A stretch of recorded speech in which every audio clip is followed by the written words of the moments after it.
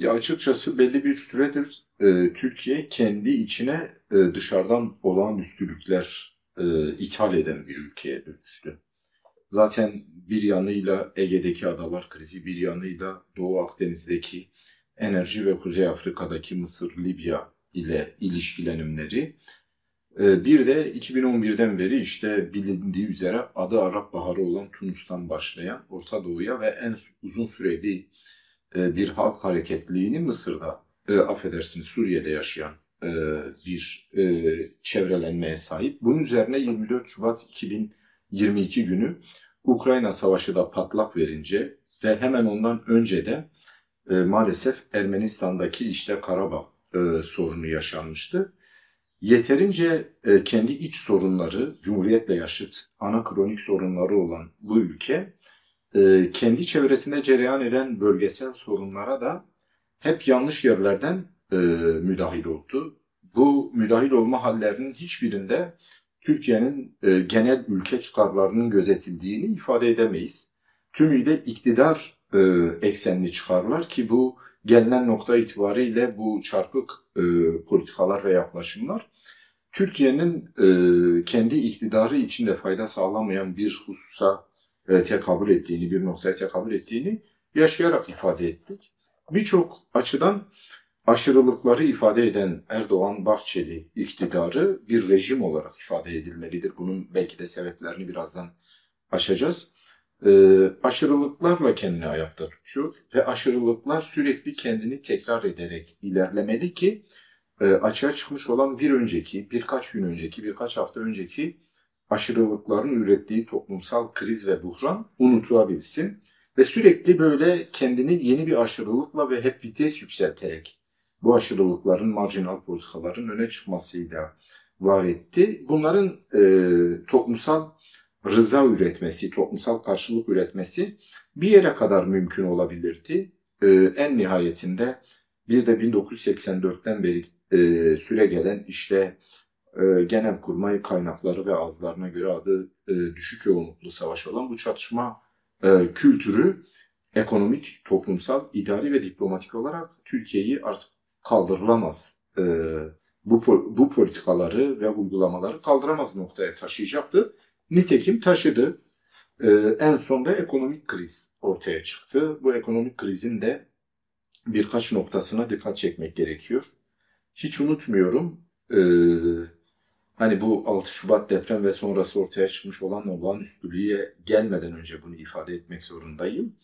Ülkeyi birçok açıdan karşı karşıya kalabileceği krizleri yönetemez hale getirdi. Sadece bu açlıkla, yoksullukla, işsizlikle ifade ediliyor belki ama bunun ötesinde işte bir deprem ve bir sel felaketine karşı bile kendini nasıl hazırlıksız noktada tuttuğunu bu ekonomik krizle, bu sistem kriziyle, Cumhuriyet'le yaşıt bu ülkenin temel sorunlarıyla ilişkili olduğunu göz ardı etmememiz lazım. Düşünün Dünya Bankası 6 Şubat 2023 Maraş, Pazarcık ve Elbistan merkezli meydana gelen depreme dair bir tablo ortaya çıkardı, ekonomik tablo. Türkiye'nin 85 milyon insanının bu böyle bir depreme ve daha ötesine hazırlıklı olabilmesi ve depreme, doğal afetlere dayanıklı yerleşmelere ve konutlara sahip olabilmesi için 400 milyar dolarlık bir bütçeye ihtiyacı olduğunu söyledi. Herkes bunu çok abartılı buluyor ama Türkiye'nin yeraltı yerüstü zenginlik kaynakları ve jeopolitiğinden kaynaklı kapasitesini göz önünde bulundurduğumuzda aslında böyle bir bütçe çok büyük bir bütçe değildir. Yeter ki bu ülkenin potansiyelini ve enerjilerini doğru yere harcamış olsunlar. Ve son olarak da şunu söyleyeyim. Düşünün bir yandan belki de iyi bir planlamayla 8-10 yılda çok rahat 400 milyar dolarlık bir planlama ile ülkeyi tümüyle yaşanılabilir bir ülke ve insanlarını da açığa çıkabilecek beşeri ya da doğal afetlere karşı daha dayanıklı ve güvenli hale getirebilmek için 400 milyar dolar lazım. Ama şeyi hiç unutmuyorum. Numan Kurtulmuş 2019 yılının Kasım ayında Grespi ve Serekaniye işgalini başlattığında aklınca bu operasyonu gerekçelendirmek için tırnak içinde şimdiye kadar teröre 40 yılda yaklaşık 2 trilyon dolar harcandığını söyledi. Düşünün yani 2 trilyon doları anlamsız bir ülkenin iç meselesini demokratik ve diyalog yoluyla çözebilme şansına siz sahipken çatışma kültürüyle bunu besleyip bunlardan iktidarlar devşirmeye ayırırsanız depreme de basit bir sel olayına da böyle hazırlıksız ve insanların canıyla, malıyla ve yaşam akışını çok olumsuz etkilemesiyle karşılamış olursunuz. Düşünün 400 milyar dolar belki de çok yıllara sari bir şekilde bir planlamayla ülkeyi daha yaşanılabilir hale getirebilirsiniz. Diğer yandan ise miadını fazlasıyla doldurmuş bir kirli savaşa harcıyorsunuz. Tabii bu kirli savaş sadece depreme karşı hazırlıksız bir ülke tablosu mu açığa çıkardı? Elbette değil. Tümüyle hukuksuzluk üretiyor bu savaş. Tümüyle devlet içi yasa dışı olan örgütlenmeleri üretiyor. Devlet içi mafyatik örgütlenmeleri üretiyor. Yargıda siyasallaşmayı üretiyor. Kadına dönük şiddeti üretiyor. Ekolojik talanı üretiyor. Komşularla hep dostluk değil düşmanlık üzerine işler yürüten bir ülke gerçekliğini açığa çıkarıyor. Bunlar belki de çok özetle yakın geçmiş tarihin bir özeti olarak algılanmalı. Zaten bu deprem olmasa bile, bu gibi doğal afetler olmasa bile çok iyi biliyoruz ki bu ülke son 4-5 yıldır ekonomik olarak zıvanadan çıkmış ve enflasyonla mücadeleyi, işsizlikle mücadeleyi TÜİK marifetiyle rakamlarla oynayarak bir mücadele haline getirmiş. Oysa TÜİK açığa çıkmış gerçekliğin doğru envanterinin çıkarılması ve rakamlara dökülmesini yürütmesi gereken bir kurumdur. Buradan bakıldığında bu kadar çok katmanlı krizi emin olun bir savaş gerçekliği üzerinden yürütmeye çalışan ülkenin adı Japonya'da olsa, Almanya'da olsa ülke bütçeleri bunu kaldıramaz. Orada insanların mutlu, refah düzeyi yüksek bir topluma dönüşebilmesi de mümkün olmaz. Böyle bir gerçeklik içerisinde seçime gidiyoruz. Evet, Cumhuriyet tarihi boyunca birçok kadim mesele çözülmedi. Kaynağını Cumhuriyet'in kuruluşu ve onun tekçiliğinden alıyor ama kabul etmeliyiz ki Erdoğan iktidarının son 8-10 yıllık uygulamaları, özellikle de ben milat olarak yaklaşık 8,5 yıl önceki 30 Ekim 2014 çökertme planının hazırlandığı MGK sonrası ülke başka bir rejime evrildi. Herkes bu yeni rejimin kimi işte 15 Şubat 2016 bir darbe girişimine milat olarak kabul ediyor. Kimi 16 Nisan 2017'de çok manipülatif bir referandumla, yani mühürsüz oylardan 2,5 milyon tanesinin sayılarak kabul edilmesini milat olarak kabul ediyor. Kimi ise 24 Haziran 2018 seçiminde bu geçilen yeni rejime takvimlendiriyor ama benim takvimlendirmem 30 Ekim 2014'tür. Orada yeni bir rejim açığa çıktı. Bir şekliyle Kürdün toplumsal ve siyasi alandaki iradesinin kırımı, Kürdün siyasi ve toplumsal olarak iradesinin soykırıma uğratılması üzerine kurulmuş planlama 30 Ekim 2014'tür. Bu bir yere kadar içte ve dışta ekonomik kaynakları yandaşlar üzerinden üreterek ve yandaşları zenginleştirerek kaldırabildi ama bugün gelinen nokta itibariyle bu ülkenin kim kazanırsa kazansın bu ekonomik tabloyu kaldırabilecek mecalinin kalmadığını, bu çok katmanlı kriz ile biz bu seçime gidiyoruz. Ya ben Türkiye'nin bugün aşağı çıkmış olan ve artık ana kronik krize dönüşmüş olan meselelerinin sadece bu Cumhurbaşkanlığı hükümet sistemiyle aşağı çıktığını söylersem o zaman ülkenin 100 yıllık geçmişini ve onun açığa çıkarmış olduğu sorunlardaki payını ıskalamış olurum. Böyle bir şey yok. 2018'den beri Cumhurbaşkanlığı hükümet sistemi var. 2018'den beri. Peki 2018 Cumhuriyet'in kaçıncı yılıdır? Elbette ki 95. yılıdır. Sadece bu yeni yönetim sistemiyle ilişkilendirirsek ondan önceki 95 yıllık süreci ise bütün sorumluluklarından varesle kılmış oluruz. Böyle bir şey yok. Elbette bu sadece yeni bir level, yeni bir aşamaya taşıdı krizleri ve kişi odaklı, yani sistem odaklı sorunların üzerine bir de kişi odaklı bir sorun eklenmiş oldu. Oradan hareketle hani ben bu parlamenter sisteme dair bir şey daha söyleyeyim. Ya açık söylemek gerekirse e, sadece parlamenter sisteme dönülerek bu işler çözülmez. Bu ülke kadim sorunlarıyla, yüzyıllık sorunlarıyla yeni bir anlayış ve ferasetle yüzleşebilecek mi? Ve bu toplumu oluşturan farklı sosyolojik katmanların, inançsal, etnik katmanların rızasıyla bir diyalog yolunu, bir demokratik yöntemi esas alabilecek mi? Biz dünyada ilk kez denilecek bir yöntemi önermiyoruz. Kürt meselesine benzer, Alevi meselesine benzer, eril zihniyet hakimiyetine benzer tekçilik meselesini, yani Türklükte, Müslümanlıkta, Müslümanlığın Sünnilik ve Şafiliğinde ve toplumsal cinsiyet olarak da erkeklikte cisimleşmiş olan bu tekçilik 95 yılını parlamenter sistemle geçirdi. Ama o parlamenter sistem demokratik değildi. Elbette parlamenter sisteme dönülmesi iyi olacaktır. Ama eski sistemin güçlendirilmesi temelinde değil, eski sistemin tarihsel bir yüzleşme ve demokratikleşmesi üzerinden yürütülürse anlamlı olacaktır. Sizin sorunuzun ikinci aşaması ise bu tek kişi odaklı olan bir seçime gitme anlayışı, açık söyleyeyim artık neredeyse tıbbın konusu, bir irdelenmesi gereken psikolojik hem de patolojik bir psikoloji sorunu olarak açığa çıkmış oldu.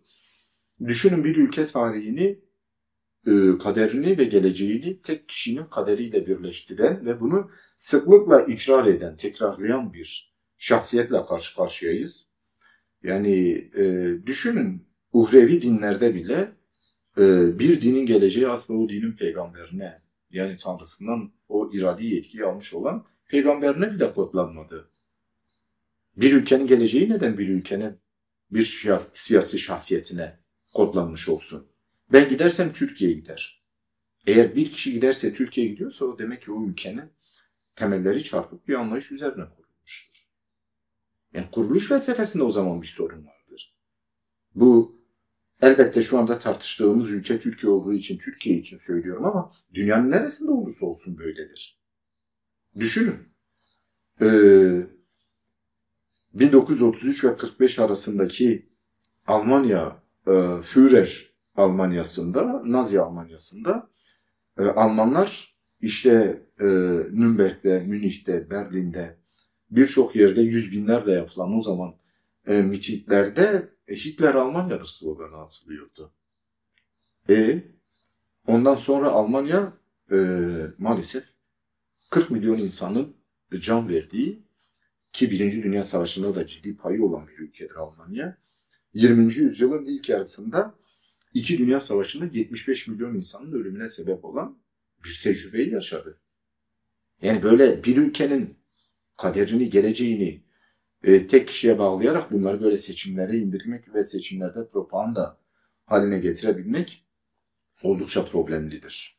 Bu yönüyle de buna karşı alabildiğine çoğulculuğu, renkliliği esas alan ve farklılığı da bir zenginlik olarak gören anlayışların önümüzdeki dönemde ön plana çıkacağını, belki eskilerin yani 60'ların, 70'lerin, 80'lerin toplumsal hayatını teneffüs etmiş olan jenerasyonlar, bugün yaşayanları için söylüyorum, belki bu cümlelerin işte eski Türkiye'ye dönmeyelim söyleminin, Erdoğan söyleminin onların hafızasında bir karşılığı olabilir ama unutulmamalıdır ki 21. yüzyılda doğmuş olan, yani 2000 ile 2005 arası doğmuş olan 5 milyonun üzerinde genç oy kullanacak. Bunlar için hiçbir bağlayıcılığı olmayan şeylerden söz ediyoruz. Böyle bir şey yok. Onların algıları, dünyaya bakış açıları çok farklıdır. Onlar şu elimizde bulunan bir app uygulaması olan iPhone'un içine doğdular. Kabul etmeliyiz. Biz bunu günlük yaşamımızda böyle vazgeçilmez haline getirdiğimiz için sanki 10 yıllardır bizim hayatımızda var. Ama bunun ilk sürümü olan iPhone 3 2007 yılında çıktı. Bugün en önemli internet, dijital iletişim, sesli veya yazılı mesajlaşmalar ve görüşmelerinin 11-12 yıllık bir geçmişi vardır. Bu gerçekliği ve hakikati göz önünde bulundurursak alttan gelen dalganın bugün eskilerin hükmettiği siyaset dünyasına itibarı yoktur. Onlar yani alttan gelen dalga sadece ben 2000 ila 2005 arası doğumlular için söylemiyorum. 90 sonrası doğumluları da işin içine katacak olursak bu ülkenin her 3 kişisinden biri dijital dünyanın içine doğmuş ve dünyayı bizden farklı yorumluyorlar. Kabul etmeliyiz ki onlar bizler gibi yaşamak istemediğini, bizler gibi geçmişe takılı kalmak istemediğini, onların alakalı olduğu şeyin dün ve bugün değil yarınlar olduğunu ve buna karşı da asla kabul edilemez tutumları ve reaksiyonları var. Yani bugünü kabul etmeyen anlamında söylüyorum. Yoksa onların tavrını kabul edilemez bulduğumdan değil. Ben uzun yıllar gençlerle birlikte işte 1994 ile 2015 arası 21 yıl akademisyenlik yaptığım 3 aylık üniversitede de gençlerin duygularını anlamaya çalışarak toplumsal yaşamı ve siyasi yaşamı sorguladım. Kaldı ki yani ben akademisyenliğimi son 7 yılında aktif siyaset içerisindeydim. DTP, BDP ve HDP içerisinde siyaset yapıyordum milletvekilliğinden önce de. Gençlerin bugünkü itirazlarına kulağını tıkayanlar aşılacaklar. Ya bugünkü politikalarını aşmak zorundalar.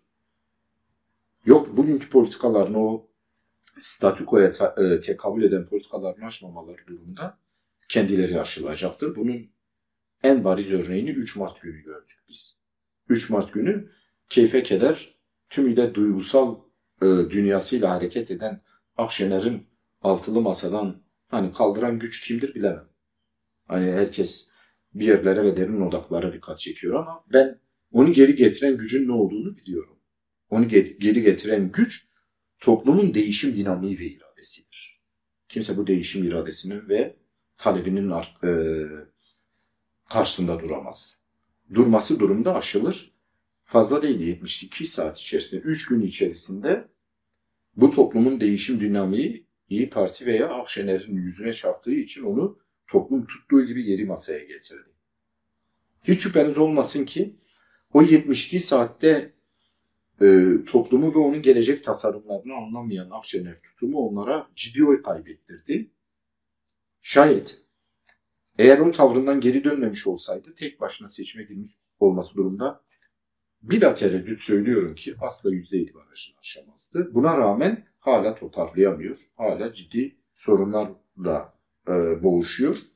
Bu yönüyle de ben açık söylemek gerekirse bu atmosferde seçime gidiyoruz.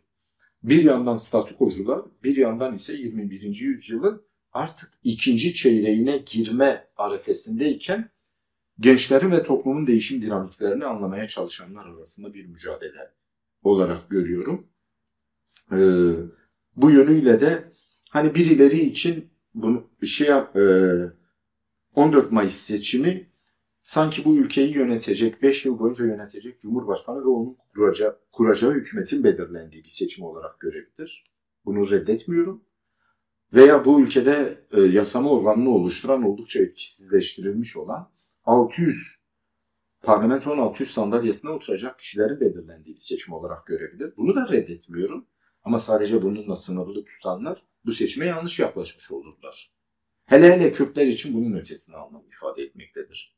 Birileri için sadece ülkeyi yönetecek hükümet ve parlamentonun belirlendiği seçim olarak algılanabilir. Ama benim için ve bir Kürt olarak benim için gerçekten 20. yüzyılda doğuştan kaynaklı hakları gasp edilmiş siyasal talepleri olan bir Kürt olarak benim için bunun çok ötesine anlamlara sahiptir. Yani bu anlamlarla dair bir cümle söyleyip bu sorunuzu tamamlayayım. Kürt'ün az önce ilk sorunuzda söylediğim üzere siyasi ve toplumsal olarak iradesini kırıma uğratmak isteyen bir iktidarla ve onun son 10 yıllık politikalarıyla hesaplaşmanın günüdür 14 Mayıs günü. Ya tümüyle siyasi sahiplerle açılmış bir kapatma davası. Yani o kapatma davası içerisinde siyasi faaliyetleri kapatmaya konu edilmiş kişilerden biri olarak söylüyorum.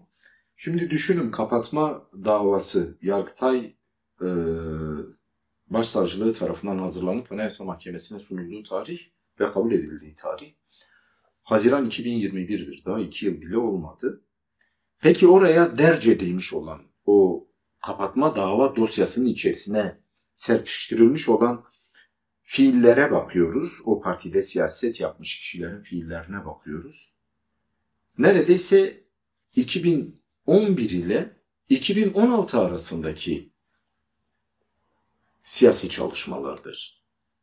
Şimdi 2016'ya kadar olan içine işte 6-8 Ekim Rojava'nın DAEŞ tarafından ele geçirilmesine karşı demokratik eylemlerin yükseldiği 6-8 Ekim 2014 var. Bunun yanı sıra çözüm sürecinde arkadaşlarımızın yürütmüş olduğu çabalar var. Yine ondan sonra 2015'in 7 Haziran'ı sonrasında başlamış olan bir yine çatışma kültürü ki HDP hep bunun karşısında durdu ve kentlerde açığa çıkmış olan savaşlar ve buna karşı devletin kırım reaksiyonu var. Peki şimdi insanın aklına sormadan edemiyor. Bu Yargıtay 2016'ya kadar olan fiillerden bir kapatma davası üretecekse neden 2017'de açmadı? Neden 2018'de açmadı? Neden 2019'da açmadı? Neden 2020-21'de açmadı da 21'in ortasına kadar bekledi? Bu bile bu kapatma davasının bu 2023'te yapılacağı bilinen seçim takvimine ayarlı bir zaman ayarlı bomba gibidir. Yani bu seçim sürecinde özellikle Kürt hareketine, demokratik Kürt siyasetine dönük ona karşı kullanılmak üzere hazırlanmış bir kapatma davasıdır. Ve bu dava daha önceki bu kapatma davası açıldıktan ve bu aşamaya taşındıktan sonra özellikle irdelemiştim. Gerek milli görüş geleneğine bağlı, gerek AKP'nin kendisinin 2008 yılında kapatma davasının reddedilmesi, gerekse HEP, DEP, HADEP, DEHAP ve DTP kapatma davalarına baktım. Ortalama 9 ile 14 ay arasında sonuçlandırılmış bunlar. Ama 2 yıla yakında bu dava bitirilmiyor. Neden? Seçim takviminin başlayacağı döneme kadar taşırılmak istenmiş.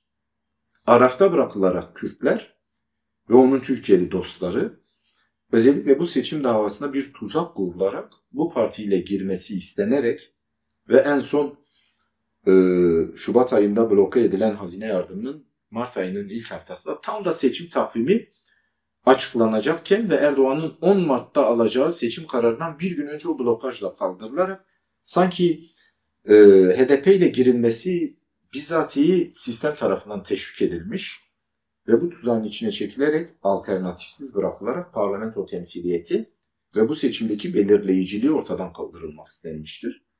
Ama yanılıyorlar. Hani bu konuda gerçekten demokratik Kürt siyaseti çok tecrübelidir. Kapatılan partiler sonrası tutuklanan siyasetçileri veya siyasi yasak getirilen siyasetçileri yerel seçimlerde atanan kayyumlarıyla her şeyden bir tecrübe çıkarmıştır. Bu tecrübeleri de sonraki süreçlerde hep büyümenin gerekçesi haline getirmiştir ki açılıp bakılabilir.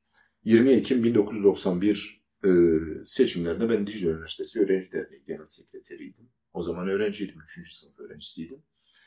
O zamandan bugüne kadar 91, 95, 99, 2002, 2007, 2011, 2015 ve 2018 seçimlerinde görev almış biriyim. Ya bir aktivist olarak, ya bir birey olarak ya da bir siyasetçi olarak görev almış biriyim. Şimdi buradan bakıldığında oyunu düşürdüğü hiçbir şey öne süremezler bunlar. Hani 2015'teki seçimlerden de şayet 7 Haziran değil de 1 Kasım'ı esas alırsak tamamında oy arttırarak bugüne gelmiştir. Yanıldılar. Yani bu kapatma davasını karşı kullanma malzemesi haline getirmek istediler. Son dönem biraz Kürt siyasetine dönük kin, nefret, öfke kusan bu hezeyanları oradan geliyor. Kürtler açısından önemli bu seçim. Ya açıkçası Kürtler açısından doğuracağı sonuçlar sadece Türkiye sınırları içerisinde yaşayan Kuzey Kürtleriyle sınırlı değildir. Onu açıklıkla ifade edeyim. Elbette bu bir Türkiye seçimi. Elbette bu ülkede yaşayan, Türkiye'de yaşayan 85 milyon insanı ilgilendiriyor.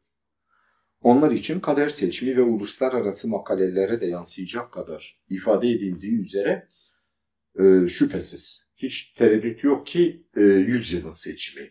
Yani Cumhuriyet'in 100. yılında şöyle bir Türkiye halkları açısından anlam ifade ediyor.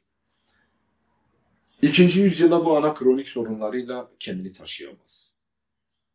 Ya demokratikleşerek ve 100 yıllık sorunlarından dersler çıkararak, arınarak yeni yüzyıla hazırlanacak ve bu ülkeyi oluşturan bütün sosyolojik özneler aktör olacaklar ki 3 ana damar benim için çok önemlidir. Birincisi, Cumhuriyet tarihi boyunca açığa çıkmış olan muhafazakar mütedeyyin Müslümanların siyasal alanda varoluşu işte ilk Milli Nizam Partisi ile ortaya çıkmış ve milli görüş referanslı olandır. AKP de onun ardılıdır. İşte gömlek değiştirdiğini söylesin.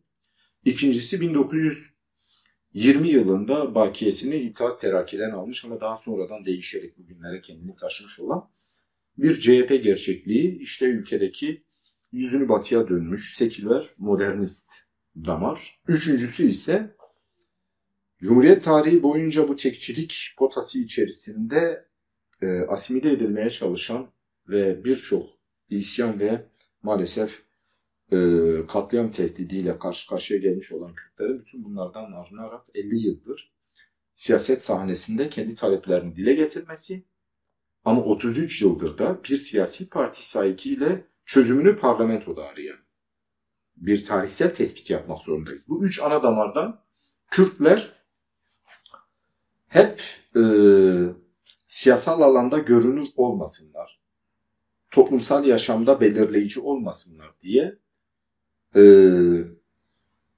oluşturulan bir atmosfere teşne olan siyasi anlayışlar da bunun cefasını çekti. Nasıl? 1980 yılında getirilen %10 baraj kısmen Türkiye sosyalistleri için ama sebep olarak da Kürtler için getirildi. Kürtler Türkiye siyaset sahnesinde özne olmasınlar, belirleyici olmasınlar diye.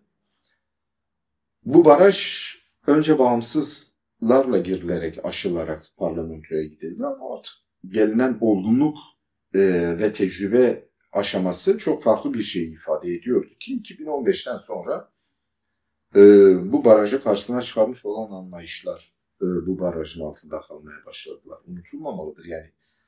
99'da Doğru Yol Partisi ve CHP baraj altında kaldı. 2001'de ise MHP, Anavatan ve DSP baraj altında kaldı. Ve ben Erdoğan'ın partisi olan AKP'nin böyle bir baraj sorunu yaşamadan girdiği son seçim olduğunu düşünüyorum. Bakın bu iktidarı devretsin, devlet olanaklarını kullanma kapasitesini yitirsin. Göreceğiz. Çil yavrusu gibi dağılacaklar. AKP en az 4-5 parçaya ayrılacak. Zaten 2 küçük parça ayrıldı. Kendilerini var etmeye çalışıyorlar. Millet İttifakı içerisinde. Ama Kürtler hep büyüdüler. Hep örgütlendiler. Yaşadıkları acılardan tecrübeler çıkardılar. Trajedileri bu ülkenin diğer halklarına karşı bir kin, nefret değil, daha fazla ortak mücadele gerekçesi haline getirdiler. Bu çok anlamlı ve değerlidir. Az biraz feraseti olanlar buna büyük değer biçerler. Yani düşünün, ben kendi kişisel hikayemden örnek verecek olursam, ben ilkokul 2. sınıftayken ülkede sıkı yönetim ilan edilmiş, ilkokul 4. sınıftayken 80 darbesi olmuş ve o sıkı yönetim koşulları devam ederken ben liseyi bitirmişim ama bitirdiğim yıl olağanüstü hal benim yaşadığım bölgede ilan edilmiş. Olağanüstü hal kaldırıldığında ben doktorayı bitirmiş bir akademisyendim. Eğer buna rağmen bizde bir travmatik kişilik yoksa, buna rağmen Türkiye'de yaşayan ve bu sisteme destek vermiş olan sosyal zümrelere, sosyolojik katmanlara bir kin, nefret gelişmemiş, bir jenerasyon olarak kişisel özgünlüğümden değil, benimle aynı kaderi paylaşmış olan milyonlar için söylüyorum. Hala ortak mücadeleyle ancak bu ülkenin kadim sorunları aşılır diyorsa buna değer biçilmelidir. Öbür türlü bir şey ifade edemez yani. Ve sizin sorunuzu son birkaç cümleyle tamamlayayım. Gerçekten dünyada Kürdün yaşadığı her yerde Kürdü tehdit unsuru olarak gören bir AKP-MHP rejimiyle karşı karşıyayız. Kendisiyle ilgisi olmayan bir cihadizme karşı öz savunması temelinde kendi varlık mücadelesini vermiş olan Rojava Kürtleri tehdit altında veya 2017'de bağımsızlık referandumu söz konusu olduğu zaman onları açlık ve susuzlukla terbiye edecek kadar nobranlaşan bir sistem bu sistem. Demek ki Kuzey Kürtleri dışında Güney Kürtleri, Rojava Kürtleri de aynı durumda. En sonda hatırlayacaksınız 2 ay önce bir AKP milletvekili Almanya'nın Neuss kentinde dünyada nerede Kürt varsa, örgütlü varsa onları yok edeceklerini söyleyecek kadar küstahlaştı. Bu bile bizim 14 Mayıs'ta nasıl bir rejimle hesaplaştığımızı gösteriyor. Yani Kürtlerin bu noktadan bakması lazım. Kürtlerin hiçbir şekilde Erdoğan'ın karşısındaki adayın kim olduğu ve onun geçmişinin neye tekabül ettiği ayrıntısına girmemesi lazım. Bizim Erdoğan ve kurmuş olduğu sistemle hesaplaşmamız böyle bir şeydir. Demokratik olarak hesaplaşacağız. Sandıkta hesaplaşacağız. Siyasi arenada hesaplaşacağız. Bizi yok etmeye çalışanlar direnişle cevap bulduğu ve bizi yok edemediği için kendileri siyaseten yok olacaklar. Böyle bir fırsat çok çok az Kürtlerin tarihinde karşısına çıkar. Bu yönüyle de bu fırsat tarihi bir fırsattır. Oy oranından bağımsız bir tarihi fırsattan söz ediyoruz. Yani %15 bandında olan oy meselesi değil.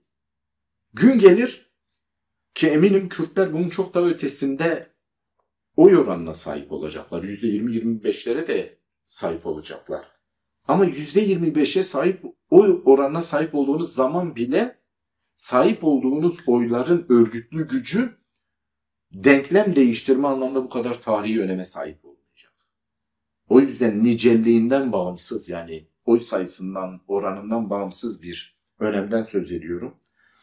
Ve burada hani sizin yayınınız aracılığıyla hala iyi niyetlileri bir tarafta tutarak söylüyorum. Kafaları karıştırılmaya çalışılan halkımız uyanıktır. Şuna dikkat etmeli. Biz Erdoğan'la hesaplaşırken onun karşısındaki aday olan kişinin anlayışının ne olduğuna bakmayacağız. Bu kadar siyaset alanının daraldığı, nefessiz bırakıldığı bir dönemde demokratik Kürt siyaseti kendine yeni mecralar açacak, yeni soluk alanlar üretecek, yeni nefes boruları açacak, yeni mücadele mevzileri elde edecektir. Yoksa biz Erdoğan kaybedecek. Kaybettiğinde 15 Mayıs günü biz demokrasiye uyanmayacağız. Ama mücadele alanı genişlemiş bir ülke gerçekliğine uyanacağız. Ve dünyanın neresinde Kürt varsa yarınlara daha özgüvenle, daha fazla demokratik siyaset imkanıyla mücadele etme kapasitesine kavuşacak. 20 Mart'tan beri yaklaşık 10-11 gündür seçmen kütüklerinin yenilenmesi ve güncellenmesi takvimi işliyor. Son 2 gün, pazar gününe kadar yani bulunduğu yere seçmen kütüğünü taşımamış olanların gerek Türkiye içinde gerekse yurt dışına gelmiş olanlar için söylüyorum. Sadece üzerinde TC kimlik numarası yazan bir belgeyle, bir kimlikle, yurt içindeyse bir nüfus müdürlüğüne, yurt dışındaysa herhangi bir Türkiye temsilciliğine, konsolosluğuna uğraması durumda kaydını yenileyebilir, güncelleyebilir. Bunu ben yaptım. Bir hafta önce gittim. Düsseldorf konsolosluğunda, bakın statüsü ne olursa olsun, siyasi iltici olabilir, aile birleşimiyle gelmiş olabilir veya çalışma izniyle burada olabilir. Çünkü son 7-8 yılda nüfus hareketliliğinin, göçün çok yoğun olduğu bir zamanı yaşadık. Hem Türkiye'de iç göç hem de Türkiye dışına dış göç anlamında. Bu yönüyle seçmenlerin yer değiştirmesinin belki de ilk kez bu kadar yüksek oranda olduğu bir seçime gidiyoruz. Bu yönüyle halkımız hafta sonu dahil, yani yarın ve ertesi gün dahil gerek Türkiye içindeki nüfus müdürlükleri gerekse Türkiye dışındaki Türkiye temsilcilikleri, konsoloslukları, büyükelçilikleri açık tutuluyor. Önce seçmen kütüklerini güncellesinler. Daha sonra da 14 Mayıs'ta Türkiye'de ama 14 Mayıs'tan önce e, yanılmıyorsam 27 Nisan ile 9 Mayıs arasında ise belirlenmiş yurt dışındaki oy kullanma noktalarında veya konsolosluklarda oylarını kullansınlar. Çünkü bu yeni sistem bir yönüyle Kürtlerin belirleyici olduğu bir sistemden başka bir sisteme geçiş murad edilmişti. Sanki %50+1 olursa ülkeyi yönetecek hükümetin belirlenmesi, Kürtlerin belirleyiciliği ortadan kalkacak gibi düşünmüşlerdi ama maalesef şimdi gelinen nokta itibariyle bu sistemin de belirleyicisi Kürtler oldu. Ama Kürtler 1. kayım döneminde, yani 2016 kayım atamaları döneminde cevabı 2019'da feci bir şekilde verdi ve bütün metropollerdeki büyük şehirleri bu iktidarın elinden aldı. Bunlar akıllanmadılar. Ağustos 2019'da 2. kayım dönemi yaşattılar. Bunun rövanşı da Kürtler açısından 14 Mayıs 2023 olacak. Ve o günden sonra mücadele alanı geniş, demokrasi mücadele imkanları geniş ve Kürt meselesinin kalıcı ve onurlu bir barışla çözüldüğü bir atmosferi yakalayacağız. Siyasi tutsakların tahliyesi, sürgüne gelmiş olanlardan isteyenlerin geri dönebilmesi, tecritin kırılması ve demokratik siyaset imkanının yargı üzerindeki siyasi vesayetin kaldırılarak açığa çıkarılması, gün olması bizim elimizde. Hiç kimse bir oyla ne olur demesin. Çünkü burada bir kişi değiliz, yüz binlerle ifade ediliyor. Düşünün sadece Almanya'da 1.100.000'in üzerinde bir seçmen var ki bu Türkiye'de 86 seçim çevresi var. 81 ilde 86 seçim çevresi var. Herhalde bir 5-6 tanesi hariç mesela Diyarbakır'dan daha yüksek bir oy oranı sadece Almanya'da var. Bunun belirleyiciliğini göz önünde bulunduralım ve bu sayıkla hareket edelim. Ancak kendi geleceğimizin self-determinasyon hakkı denir. Kendi kaderini tayin etme hakkı.